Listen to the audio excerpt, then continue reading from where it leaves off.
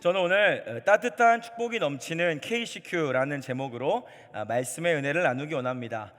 제가 중고등학생 시절부터 찬양팀에서 찬양을 아주 많이 했고 찬양 인도도 참 많이 했습니다. 본격적으로 하나님을 찬양하기 앞서서 이 인도자의 자리에서 예배에 모여든 우리 성도님들과 같이 아름다운 귀한 회중들과 함께 서로를 축복하는 축복송으로 예배를 시작하는 경우가 있었습니다. 그러면 대부분 이 찬양 인도자가 여러분도 많이 경험하셨을 거예요. 찬양 인도자가 우리 함께 서로를 축복하겠습니다 하면은 가장 많이 축복을 받는 존재가 누군지 아십니까? 맞추시는 분에게 제가 오늘 상품 드리겠습니다. 목사님이요? 틀렸습니다. 저는 2번입니다. 2번. 1번은 누구냐면요, 바로 여러분 앞에 보이는 이 스크린님이십니다.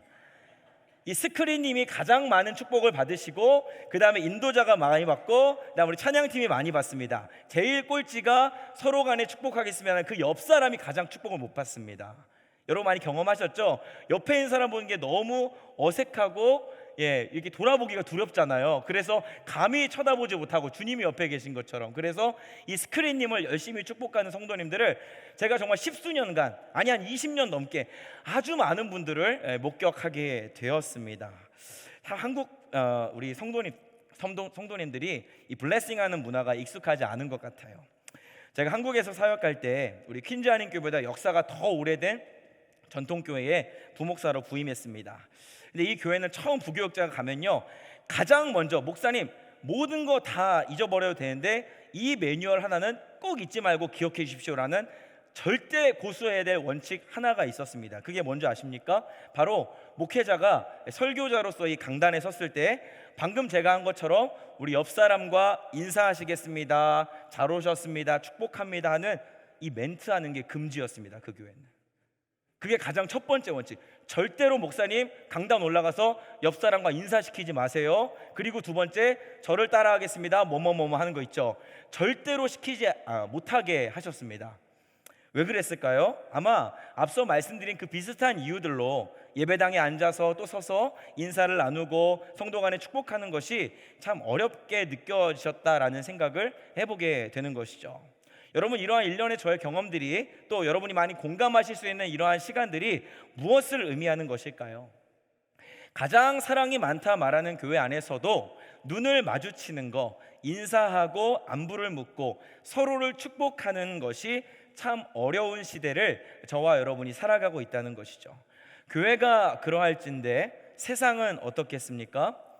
세상은요, 서로가 서로에게 축복한다는 거 참으로 볼 수 없는 일입니다. 그래서 세상 사람들은 당신을 축복합니다라는 말 잘 쓰지 않습니다.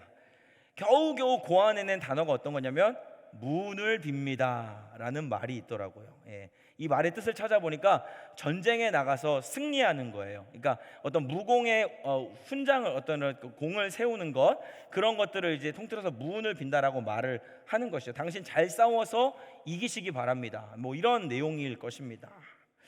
차마 축복이라는 단어를 담아내지 못하는 이 세상의 모습, 그래서 이 축복이라는 가치와 단어가 시대와 세상 속에서 점점 더 사라지고, 더 나아가서는 교회 안에서도 우리 성도들의 신앙생활과 언어생활 속에도 이 축복이라는 것은 어색하고 터부시되는 천덕꾸러기가 돼버리지 않았나라는 생각이 드는 요즘입니다. 그런데 여러분, 우리 예수님께서는, 우리의 구원자이신 예수 그리스도께서는 저와 여러분이 살아가는 이 시대를 보면서, 이 시대의 세상과 교회를 바라보면서 어떤 마음을 가지고 계실까요? 생각해 보신 적 있습니까? 무한 경쟁과 적자 생존의 시대에서 나만 잘 된다면 다른 이를 밟고 올라설지라도 전혀 상관이 없고 오히려 그것이 칭찬받고 박수받는 이러한 세상, 무관심하고 냉랭한 이런 세상의 한계 속에서 예수님은 저와 여러분 이 시대를 바라보실 때 어떤 마음이실까? 한번 생각해 보신 적 있으십니까? 주님의 백성인 우리가 어떤 마음을 가지고 이 땅을 살아가기를 주님은 원하시는 걸까요? 답은 어려워 보이지만 굉장히 간단합니다. 예수님의 마음을 알기 위해서는요, 우리가 복음이 무엇인지를 생각해 보면 됩니다. 여러분, 복음이 무엇입니까? 예수님이 죄인들을 위해서 십자가에서 피 흘려 죽으신 사건이 복음의 소식입니다. 저와 여러분을 위한 대속제물이 되어주심으로 우리가 그 어린 양을 통하여 나음을 입고 구원받은 기쁜 소식이 복음입니다. 바꿔 말하면 예수님이 잘 되기 위해서, 그분이 높아지고 그분의 이름을 알리기 위해서, 유명해지기 위해서 그분이 희생하신 게 아니라 죄인된 저와 여러분을 위해서 십자가를 지신 사건입니다. 그러므로 복음은 철저하게 이타적인 정신을 함의하고 있습니다.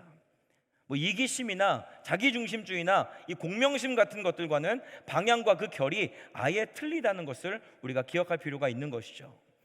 그렇기 때문에 내 이웃을 축복하는 일은 특별한 일이 아니고요, 예수 믿는 사람이 마땅히 세워가야 할 이 시대의 문화이며 우리의 거룩한 습관이 되어야 하는 것입니다.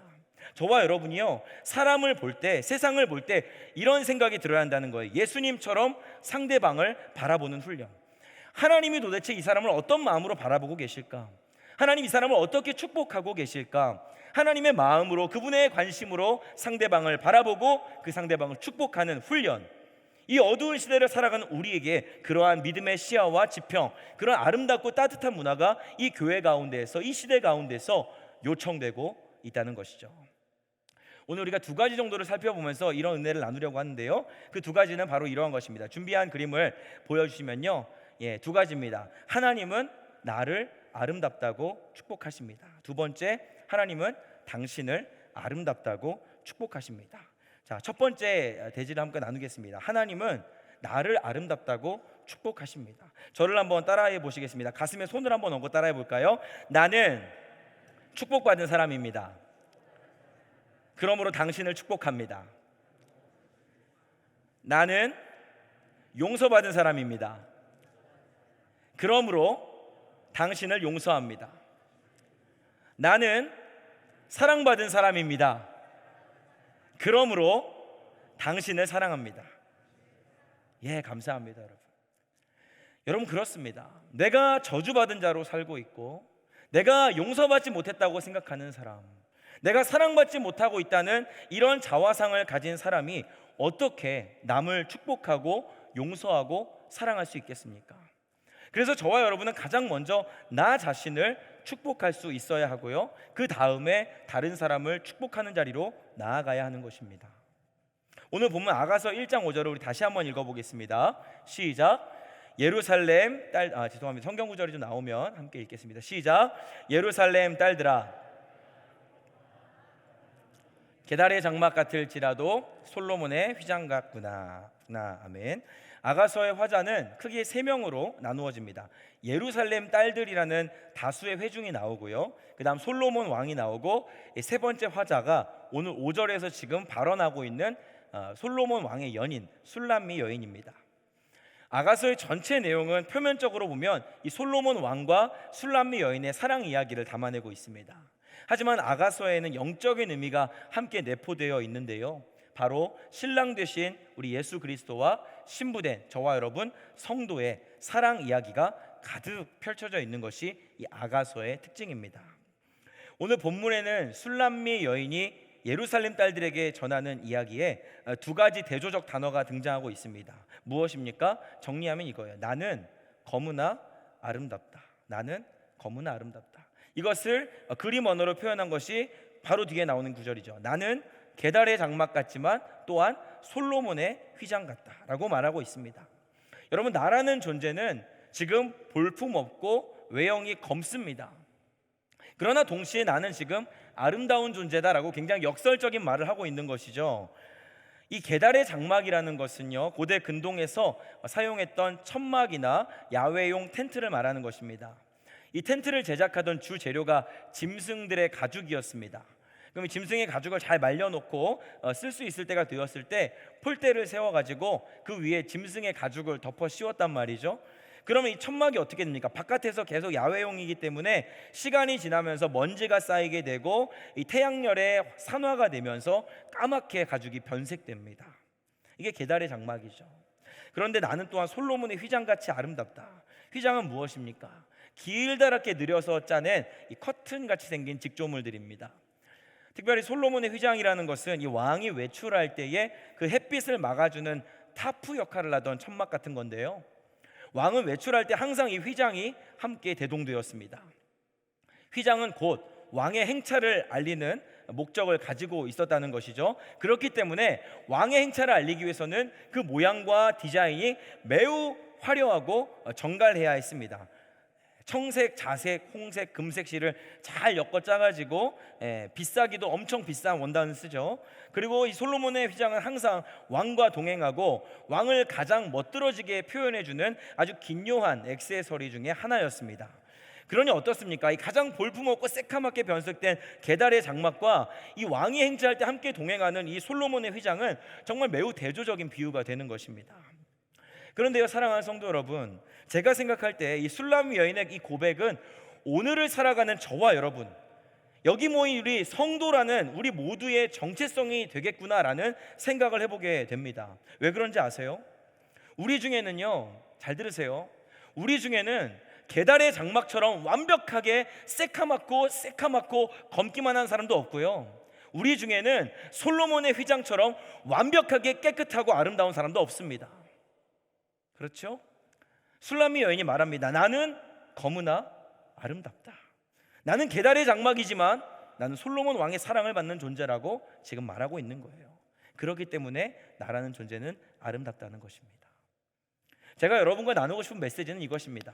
여러분, 우리가 누군가를 축복하는 삶을 살기 위해서는요, 나에게 있는 그 검은 면에 너무 집중하지 않아야 된다는 겁니다. 그 검은 면에 집중하거나 위축되어서는 안 된다는 것이죠. 여러분, 내 검은 면만 보이는 사람, 다른 사람을 볼 때, 이 세상을 볼 때 뭐가 보일까요? 그 검은 면만 보입니다. 그러면 결코 우리는 상대방을 축복하는 자리로 나아갈 수 없습니다. 우리가 우리 스스로를 비난하고 책망할 때가 있어요. 언제입니까? 나의 약한 면을 보게 될 때죠. 다른 사람과 관계가 틀어질 때, 내가 실수했을 때. 여러분, 그럴 때 우리는 그것을 얼른 즉시로 털어버려야 됩니다. 그리고 나를 사랑하는 그 마음, 그 행동을 멈추지 않아야 됩니다. 내가 나의 아름다운 면을 보지 못하면 인색한 사람이 될 수밖에 없는 것이죠. 내가 하나님 안에서 용납되었다, 내가 하나님 안에서 아름다운 존재고 나는 그분 앞에서 신랑 되신 주님 앞에 받아들여진 존재라는 사실을 늘 기억하고 그 사랑으로, 그 은혜로 충만해져야 합니다. 그럴 때 우리는 비록 지금은 내가 부족하지만, 검지만 아름답다, 내가 하나님 앞에서 아름다운 존재다란 이 자기 정체성, 건강한 영적 자존감을 가지고 살아갈 수 있게 되는 것입니다. 여러분, 다른 사람 사랑하려고 애쓰고 노력하기 이전에 먼저 나 자신을 사랑해 주십시오.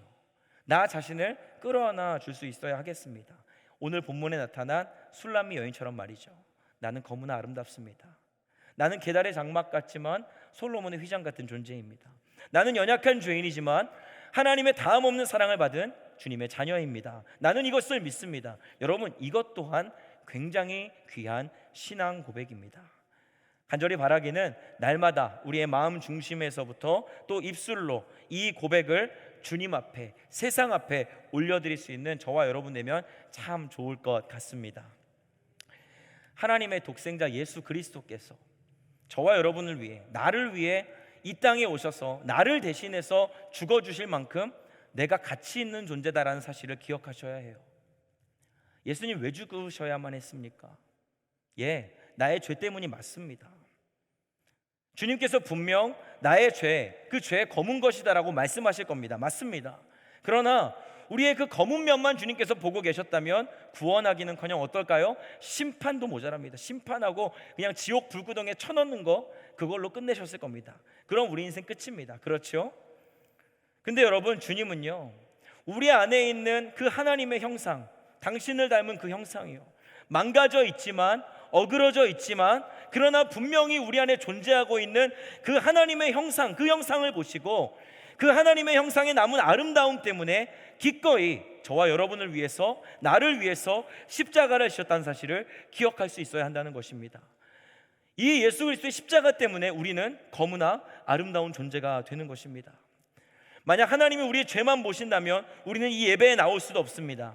그러나 히브리서 기자가 아주 힘차게 선포합니다. 히브리서 10장 19절 20절인데요 우리가 한 목소리와 함께 힘차게 한번 읽어보도록 하겠습니다. 시작. 그러므로 형제들아, 우리가 예수의 피를 힘입어 성소에 들어갈 담력을 얻었나니 그 길은 우리를 위하여 휘장 가운데로 열어놓으신 새로운 살 길이요 휘장은 곧 그의 육체니라. 할렐루야. 하나님은 우리를 보실 때 독생자의 피가 묻어 있는지만 보신다는 거예요. 우리 인생을 보실 때 예수의 피가 묻어 있는지 그렇지 않은지 그것만 보신다는 겁니다. 그게 있으면 우리는 성소로 나아갈 수 있습니다. 예수님의 그 보혈의 공로 때문에 우리가 담대하게 은혜의 보좌 앞으로 나아갈 수 있다고 히브리서 기자가 오늘 우리에게 힘있게 증언하고 있는 건 아니겠습니까? 우리가 검지만 피가 묻어 있다면, 그렇다면 저와 여러분은 하나님 안에서 아름다운 존재인 것입니다. 이것을 믿으십니까 여러분? 사랑하는 성도 여러분, 날마다 우리를 아름답게 해주시는 그 예수님, 그 예수 그리스도의 보혈의 공로를 찬송하시고요, 피 흘리신 십자가를 바라보시기 바랍니다. 그리고 그 십자가 안에서 저와 여러분의 인생을 해석하시기 바랍니다. 우리를 아름답다 말씀해 주시는 주님, 그 하나님의 음성이 저와 여러분 삶 속에서 가득 넘치고 또 넘치고 넘쳐 흐르는 그런 남은 인생 살아가실 수 있는 우리 사랑하는 퀸즈 하나님께 모든 주의 권속들 되기를 주님의 이름으로 축복합니다. 두 번째는요, 하나님은 당신을 아름답다고 축복하십니다. 하나님은 당신을 아름답다 축복하신다. 여러분, 이것이 저와 여러분의 좋은 기독교 문화, 우리의 거룩한 신앙 습관이 되기를 바랍니다. 하나님은 당신을 아름답게 보세요, 당신 하나님 앞에서 너무 아름다워요 라고 전해줄 수 있는 문화, 선포하고 축복할 수 있는 그 문화가 저희 가정 안에서, 우리의 교회 안에서, 이 세상 안에서 아름답게 녹아들기를 바라는 것이죠. 축복한다는 것에서는 여러 가지 정의가 있을 수 있겠습니다만, 저는 이 축복을 이렇게 한번 표현해 보고 싶습니다. 축복은 다른 사람의 팔에 힘을 보태주는 것이다. 축복은 다른 사람의 힘 빠진 어깨를 다시 한번 붙들어 세워주는 것이다. 여러분, 힘 빠진 사람들이 어깨를 축 늘어뜨리고 걸어가고 있으면 힘내라고 하면서 그 어깨 붙들어주고 손 잡아주고 토닥여주는 것, 그게 축복입니다. 다른 게 있겠습니까? 힘이 빠진 사람, 내일을 걱정하며 한숨 쉬는 사람들, 모두가 우리의 축복과 섬김이 필요한 자들이죠. 여러 가지 모양으로 세상은 도움을 줄 수 있겠죠. 심리 치료도 있고요, 미술 치료도 있고요. 젊은이들 사이에서는 우스갯소리로 나를 가장 잘 치료할 수 있는 것은 금융 치료다라고 말하기도 합니다. 막 회사 생활이 힘들다가도 월급 통장에 월급이 들어오면 곧바로 그 회사를 향한 사랑이 샘솟아나고 마음의 병이 치료를 받는다는 거예요. 그래서 가장 좋은 치료 방법은 금융치료다라고 이렇게 우스갯소리로 말하기도 합니다. 여러분, 그러나 이 세상에 수많은 치료 방법이 있지만, 많은 테라피들이 있지만, 가장 간단하면서 가장 강력하게 힘을 불어넣는 것, 그 치료법은 어디에 있을까요? 그것은 바로 저와 여러분의 말입니다. 이 말에는 사람을 죽이기도 하고 살리기도 하는 권세가 있습니다. 그리스도인의 말에 권세가 있죠. 그 말을 통해서 우리는 다른 사람을 세워주고 살릴 수 있습니다. 여러분, 저와 여러분이 잘 아실 겁니다. 너무 많은 설교를 들으셨고 너무 많은 삶에서 경험하셨을 겁니다. 우리가 얼마나 말에 영향을 많이 받는 존재입니까? 나 스스로가 알잖아요. 내가 얼마나 부족한 사람인지 내가 제일 잘 알지 않습니까? 저 사람이 나한테 말 안 해줘도 내가 제일 잘 압니다. 하나님이 가장 잘 아시고요, 내가 얼마나 검은지, 내가 얼마나 보잘것없는지, 얼마나 냄새나는 인생인지 우리는 자신을 잘 알고 있습니다. 그런데 여러분, 그런 것이죠. 내가 검은 걸 잘 알아도 그 검은 걸, 그래 맞아 당신 검어 라고 말하는 사람이 이 세상에 곳곳에 도처에 깔려 있다면 어떻게 살겠습니까? 못 삽니다. 그 인생 마음이 먼저 죽어버립니다. 마음이 먼저 꼬꾸라지고 그 다음엔 포기해버리게 됩니다. 100명이 나를 좋다고 해도 한 사람이 나 당신 싫습니다 라고 말하면 그날 밤 잠은 다 잔 거죠. 다들 그런 경험 있으시죠? 제가 청년 때에 우리 청년부 함께 생활하는 공동체 지체들이랑 한국에 이제 스티커 사진이 유행할 때가 있었습니다. 여러분 찍어 보셨어요? 스티커 사진을 딱 찍으면요, 그때 당시 제가 20대 때 초반에 스티커 사진을 찍으면은 잡티 제거 기능이라는 게 있었습니다. 사진을 찍고 나면 피부를 잡티 하나 없이 깨끗하게 보정해 주는 거예요. 이렇게 조그마한 점들 같은 거 있잖아요. 근데 그 우리 청년들이 사진을 다 저까지 포함해서 다 찍고 나서 잡티 제거를 딱 눌렀는데 그만 잡티가 사라진 게 아니라 제 눈이 사라져 버린 겁니다. 그러니까 이 기계가 제 눈을 잡티로 인식하고 제 눈을 지워버린 거죠. 그러니까 그걸 보고서 야, 배준 안 그래도 눈 작은데 안경 써도 더 작아지고 이제는 기계도 얘 눈을 못 알아보고 잡티로 본다 그러면서 막 놀리는 거예요. 여러분, 제 눈 작은 거 제가 제일 잘 알지 않겠습니까? 그런데 꼭 굳이 그거를 너 눈 작아라고 말하면은 마음이 어떨까요? 내가 눈 작은 걸 알아도 내 마음이 무너지는 겁니다. 코비드 때 제가 청년부를 담당하고 있었는데 온라인으로 이제 청년부 설교를 영상을 올리고 온라인으로 청년들이 잘 예배를 드리고 있는지 또 제 설교를 모니터링할 겸 항상 제 설교를 다시 한번 피드백해서 모니터링하는 시간을 가졌었습니다. 근데 아무리 많은 사람이 뭐 30명, 40명의 좋아요를 눌러줘도요, 눈이 가는 곳은 어딘지 아세요? 그 싫어요 하나. 이렇게 썸즈업이 있는데 이걸 썸즈 다운을 누르는 사람이 있어요. 그러면 자꾸 그 밤에 이불 침대 위에 딱 누워 있으면은 이 썸즈업 30 몇 개는 보이지도 않습니다. 싫어요가 몇 개 달렸는지가 계속 보여요. 사람이 마음이 그렇잖아요. 여러분, 많은 사람이 나를 사랑하고 아름답다 축복해줘도 정말 당신 별로야, 당신 너무 거머라고 말하는 사람 있으면 마음이 꼬꾸라지는 것입니다. 그러니 무엇이 좋겠습니까? 가능하면 그 사람에 대해서 선입견 가지지 않는 게 좋습니다. 저 사람 저런 사람이야, 저 사람 몇 점짜리야. 여러분, 우리는요, 연약한 인간은 꼬리표 달고 점수 매기는 일을 너무 좋아해요. 문제는 뭡니까? 그 꼬리표 한번 달면, 그 점수 한번 매기면 잘 안 바꿔줍니다. 웬만해서는 그 점수표, 그 꼬리표 안 떼줘요. 그러니까 가장 좋은 방법은 뭡니까? 그 사람에 대한 선입견 가지지 않는 겁니다. 하나님의 시선으로 상대를 바라볼 수 있어야 합니다. 축복하는 마음이요, 내가 주님께 용납받은 것처럼 다른 사람도 주님의 그 시선 안에서 용납받은 존재로, 사랑받은 존재로 보아주는 것, 그리고 그것을 선포하고 그 사람을 세워주는 것, 그것이 하나님이 가장 기뻐하시는 일이 될 것입니다. 하나님은 우리의 꼬리표를 뛰어넘는 분이시죠. 그렇기 때문에 예수님은 죄인의 친구가 될 수 있었고, 세리의 친구가 될 수 있었고, 창기들과 기꺼이 즐거운 마음으로 식사하시며 교제하셨던 것 아니겠습니까? 주 안에 존귀하신 성도 여러분, 우리가 상대방을 볼 때 하나님이 나를 검지만 아름답게 보아주시는 것처럼 상대방을 바라보아야 합니다. 인간이기에 저 사람의 연약함이 보이죠. 검은 면이 보입니다. 그러나 어떻게 해서든지 아름다운 면을 볼 수 있도록 내 시선, 내 생각, 내 마음을 지키고 그 평가를 절제하는 것, 그게 축복하는 자의 습관이거든요. 그게 우리 교회가, 이 교회 공동체 안에서 주님의 피값 주고 사신 이 교회 공동체 안에서 만들어가야 될 그리스도 중심적 문화라고 생각합니다. 이런 맥락에서 우리의 축복, 이 축복하는 문화는 예언자적 사역이다라는 것을 기억하시면 좋겠어요. 예언자적 사역이다. 목사님, 무슨 말입니까? 예언은 이미 구약시대 때 선지자가 한 것으로 끝나지 않았습니까? 그러한 예언도 있습니다. 그런데 제가 예언이라는 단어를 국어사전을 통해 찾아보니까요, 이 예언은 두 가지 의미를 가지고 있더라고요. 하나는 여러분이 아시는 그 예언입니다. 앞일에 대해서 미리 알거나 짐작하여서 말하는 것, 이것이 예언의 첫 번째 정의고요. 두 번째 예언의 의미는 뭐냐? 잘 들으세요. 신탁을 받은 사람이 하나님으로부터 직접 계시된 진리를 사람들에게 전하는 일, 또는 그런 말이라고 예언의 두 번째 의미를 정의하고 있더라고요. 여러분, 정리하면 그 예언이라는 건 뭐예요? 하나님이 나에게 맡기신 말을 하는 게 예언이에요. 그게 때로는 미래에 대한 것일 수도 있고 현재 상태에 관련된 것일 수 있습니다. 그러나 예언의 핵심적인 본질은 뭐냐? 시간이나 상태에 국한되는 게 아니고 바로 하나님이 나에게 주신 말, 나에게 맡겨진 그 말을 하는 것이 예언입니다.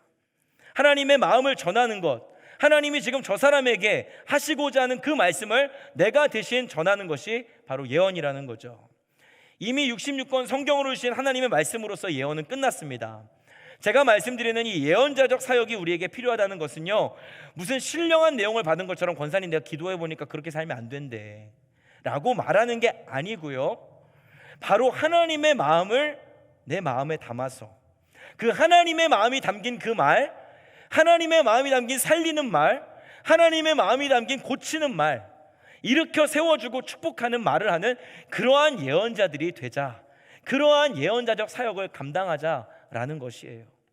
다시 말하면 지금 하나님이 이 사람에 대해서 무슨 마음이신가, 하나님이 이 사람을 어떻게 보시나, 그걸 생각하고 축복하는 게 중요하다는 것입니다. 누군가에게 축복해 줘야 될 때가 있다면 그때 정말 순간적으로 잠깐이라도 기도하는 거죠. 하나님, 이 사람에게 어떠한 말을 전해 주어야 할까요? 어떻게 하면 이 사람의 이 축 처진 어깨를 내가 펴줄 수 있을까요? 어떻게 하면 이 사람의 상심한 마음에, 이 푹 수그러진 고개에 하나님의 위로를 전할 수 있을까요? 하나님 지혜를 주세요. 하나님의 마음을 주세요. 짧은 순간이라도 10초, 5초라도 속으로 기도하고 주님의 마음으로 상대방을 보고 다가가는 겁니다.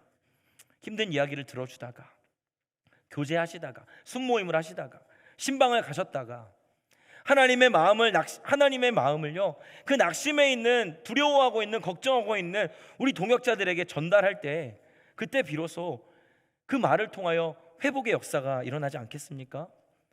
교회에 들어와 가지고 어두운 온갖 오만상을 찌푸리고 있는 것보다 정말 해같이 환한 얼굴로 다른 이들의 안부를 묻고 손을 맞잡고 등을 두드려주고 격려할 때 이 교회 안에 복음의 향기가, 그리스도의 향내가 진동할 것이라고 저는 확신합니다. 여러분, 이 아름다운 그리스도의 향기를 우리 스스로가 그 그리스도의 향기가 되어서 마음껏 발산할 수 있는 우리 퀸즈 한인교회가 될 수 있으면 참 좋겠습니다. 가장 좋은 예언자는 누구일까요? 바로 우리의 구원자 예수님이십니다. 예수님께서 가장 좋은 예언자가 되어주셨다는 것을 기억하시면 좋겠습니다. 예수님은 하나님의 깊은 곳까지 통달하신 분입니다. 하나님의 마음을 가장 잘 아시는 분입니다. 예수님은 하나님의 마음 가지고 이 연약하고 더럽고 거칠고 추악한 인생들을 그저 사랑으로 끌어안아 주실 수 있었습니다.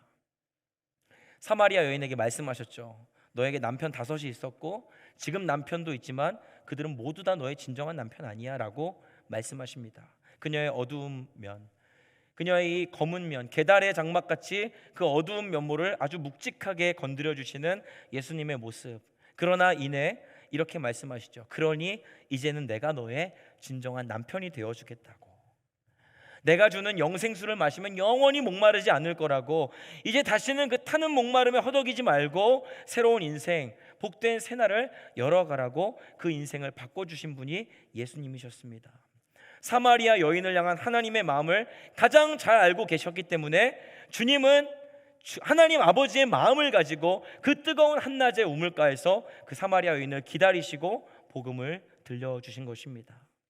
때로는 이 독사의 자식들아 라고 강력하게 말씀하셨던 주님, 제자들을 향해서 너희는 어떻게 그렇게 믿음이 없느냐, 어찌 그렇게 하나님의 말씀과 그 뜻을 깨닫지 못하고 미련하게 행동하느냐, 그 검은 면을 책망하시지만 당신의 백성들을 끝까지 사랑하시기 위해 십자가에서 살찢고 피 흘려셨던 예수님. 사랑하는 성도 여러분, 저와 여러분이 이 존귀한 예수님의 삶과 그 사역과 성품을 기억하면서 이제는 우리도 이 시대의 작은 예수로, 그리스도의 제자로 그 좁은 길, 십자가의 길을 한 걸음 한 걸음 걸어갈 수 있게 되기를 주님의 이름으로 축복합니다. 이제 말씀을 맺으려고 합니다. 사랑하는 성도 여러분, 세상은 끊임없이 미움과 시기와 또 폭력과 갈등을 일으키면서 우리 영혼을 두렵게 하고 우리 영혼을 병들게 하고 있습니다. 이 악한 세대 가운데서 우리 믿음 지키는 일은 그들과 똑같이 대립하고 그들과 똑같이 싸워서 그들을 정복하거나 굴복시키는 일이 아닙니다. 우리가 그들과 싸워 승리하는 방법은 하나님의 방법, 예수 그리스도가 보여주셨던 그 낮아짐과 섬김의 발자취를 따라 남은 인생을 사는 것일 것입니다. 하나님의 마음을 담아낸 우리의 신앙생활, 하나님의 마음을 가지고 살아가는 우리의 언어 습관을 통해서 살리는 말을 하고 문안하고 격려하고 축복하는 이 좋은 문화, 아름다운 전통을 통하여 우리 퀸즈 한인교회 안에서 그리스도의 향기가 정말 작은 예수들이 이곳에서 수십 명 수백 명이 걸어다니면 좋겠습니다. 우리의 예배 가운데에서, 우리의 순모임 가운데에서, 따뜻한 축복의 대신방 모든 일정 속에서 이 그리스도의 향기가 충만히 나타나기를 소원합니다. 누구를 통하여서요? 저와 여러분을 통해서입니다. 더 나아가 이 그리스도의 향기가, 우리 퀸즈 한인교회에서 진동하는 예수님의 향기가 우리의 가정으로, 우리의 생업의 현장으로, 우리가 섬겨야 할 이 뉴욕 땅에 흘러갈 수 있도록 놀라운 축복의 통로 역할을 내가 오늘부터 감당하겠노라 기도하고 다짐하고 결단하며 나아가는 이 놀라운 은혜가 우리 사랑하는 KC교회 모든 성도님들에게 허락되어질 수 있기를 다시 한번 주님의 이름으로 축복합니다. 잠시 기도하겠습니다. 사랑의 하나님, 감사합니다. 당신의 사랑하는 자녀들을 부족다 아니하시고 언제나 넘치는 사랑과 긍휼로 감싸주시니 주님의 은혜를 찬양합니다. 우리를 거무나 아름답다고 말씀하시는 그 주님의 사랑의 음성 날마다 듣기를 소원하오니 주님, 복음 안에서 나를 발견하는 은혜를 허락하시고 붙잡은 그 복음의 은혜를 통해 이제는 나도 다른 이들을 축복하고 사랑하고 살리고 세우며 나아가는 우리 퀸즈안에게 모든 주의 권속들 될 수 있도록 성령 하나님께서 우리의 마음과 생각과 뜻을 주장하여 주옵소서. 그렇게 일하실 주님을 찬양하오며 우리를 죄악에서 구원하신 예수 그리스도 이름으로 기도합니다. 아멘.